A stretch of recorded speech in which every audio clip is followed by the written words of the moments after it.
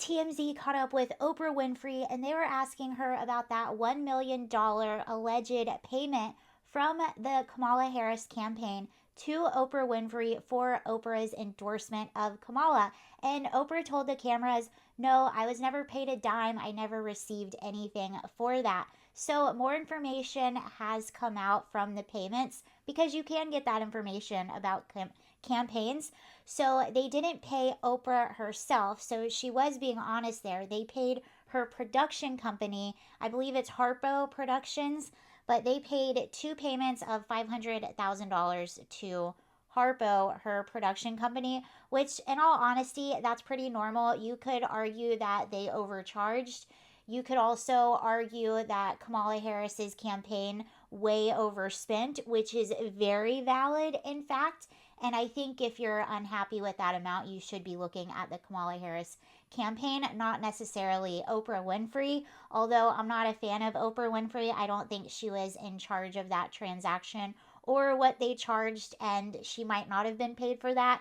And it's pretty normal for an appearance to charge something like that.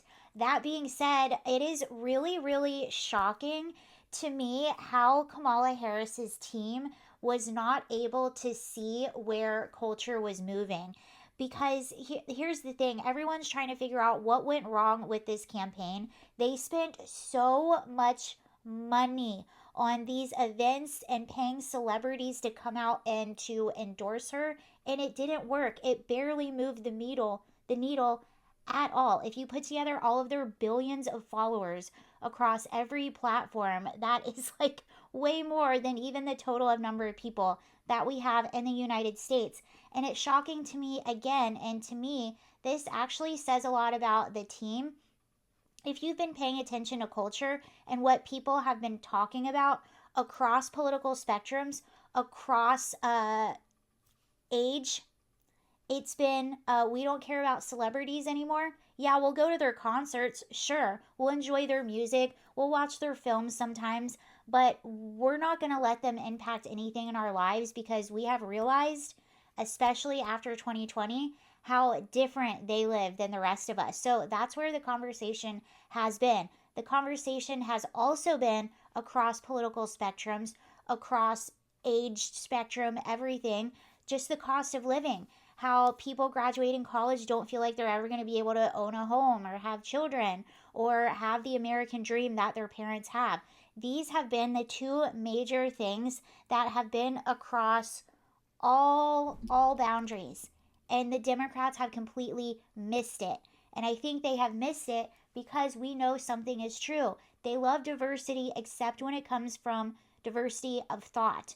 They hang out with the same people in the same areas in the same bubbles, and they don't go and talk to the people that a lot of these policies actually affect. And they really, really missed the mark on this campaign. And just look at where the money was spent and where the energy was spent. And you can see it didn't work this time. What's really, really impressive about Trump's campaign, and I think that Barron Trump deserves a lot more credit than what he's gotten. I think he's a lot more responsible for a lot of these appearances and kind of crazy stunts that Trump did that ended up being huge successes. I think it was him, and I think it's because his age, he's into the culture, he has his finger on the pulse, and he gets it. I was really impressed by the way Trump's campaign was run as opposed to Kamala Harris. And the irony about all of that is it's supposed to be the Republicans that are kind of like older and out of touch, but really the reverse was true this time around. So, will they learn? We shall see. But a lot of people, I think it was James Carville, I just saw earlier going on a rant telling Democrats, hey, identity politics, it ain't working. It's not working. Especially, like, if you're going to have identity politics to work, you need to make sure that economy is good, there's no crime, the border's secure. Then you can start to use all of that. But you can't do it all at once. Pick a thing. The Democrats, they gave you the whole buffet of things, and you need to lay it out. You need to, you know, not all at the same time. And that's what they did.